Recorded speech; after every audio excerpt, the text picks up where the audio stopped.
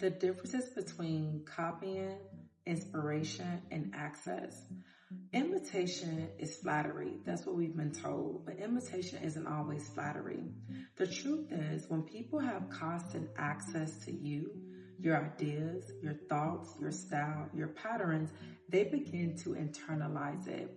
When people have too much access to you, they actually stop being their observant and actually start absorbing you. Because here's the thing that people don't talk about when it comes to the three. Convenience actually removes originality.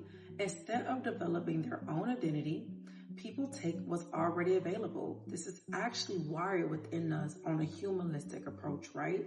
But that doesn't make it okay. It's easier to replicate an identity than it is to create. Convenience makes imitation feel natural, but it's not.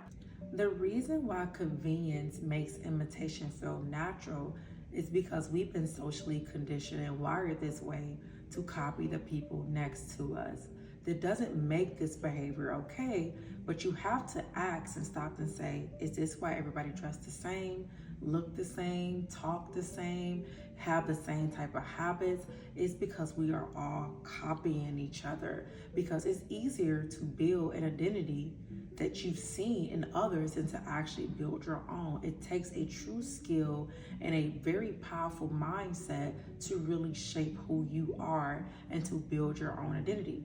So what are the differences between the three? Inspiration, right? It's still respectful, but it's a distance to it. But most importantly, it's still original. But here's where imitation falls in.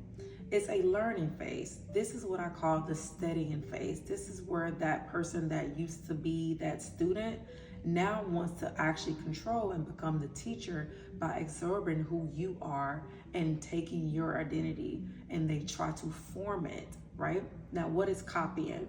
It's overexposure. This person doesn't have any self-definition of who they are at all, and they just go into straight copying, and this is the most scariest one.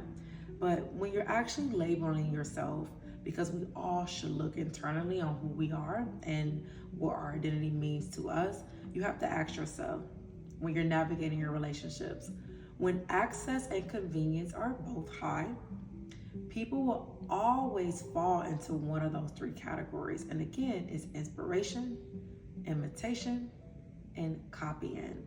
And you have to make the decision, the person, the teacher, on how you want to navigate those relationships, because all three truly can be dangerous, but there are very different levels to it. The more